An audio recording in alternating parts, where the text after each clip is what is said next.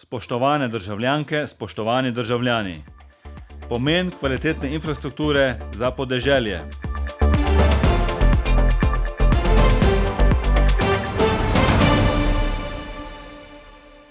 Dobrodošli v Evropskih stoječih novicah.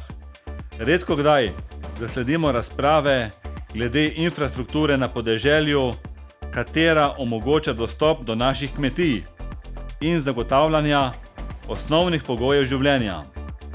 Še redkeje se vprašamo, koliko to vpliva na opuščanje kmetovanja in odhod mladih potencialnih prevzemnikov kmetij v urbana mestna območja. Ko govorimo o programih razvoja podeželja, se pogostokrat najprej dotaknemo predvsem infrastrukture na podeželju, ki jo moramo obravnavati večplastno.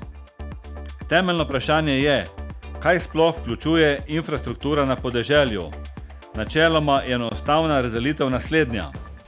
Javna, družbena in kulturna infrastruktura, ki služijo kot podpora podeželskim območjem, kot so ceste, mostovi, vodooskrbni sistemi, kanalizacija, sistemi za ravnanje z odpadki, omrežja električne energije, telekomunikacije, pa tudi javni objekti, kot so šole, vrtci, športni objekti in centri lokalnih skupnosti.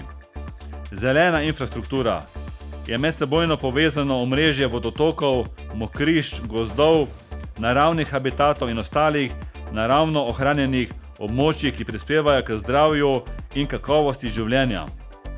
Infrastruktura v kmetijstvu, ki se v glavnem nanaša na infrastrukturo neposredno povezano z upravljanjem kmetijske dejavnosti, kot so ograde, dostopi do kmetijskih zemljišč in kmetijskih gospodarstev, kot so poti in kolovozi, kmetijska poslopja, hlevi, kozolci, strojne lope.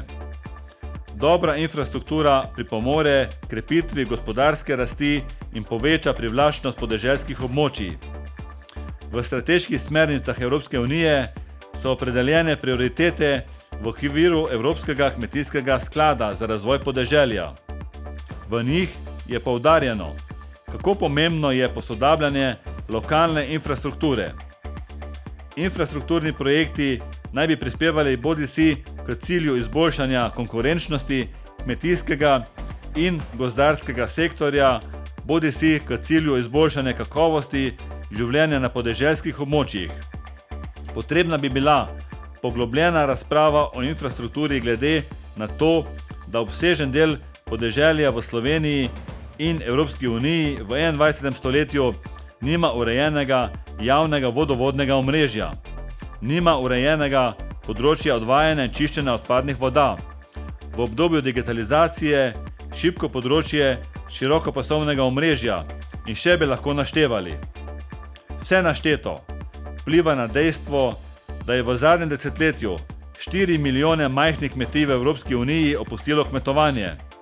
Zato je nujno, da se pripravijo strateški načrti tudi znotraj skupne kmetijske politike za področje razvoja podeželja, kjer je potrebno obravnavati aktualne problematike, bolj celostno in aktivno vključiti lokalno politiko, ki primarno zagotavlja vire za razvoj infrastrukture kot celostne obravnave.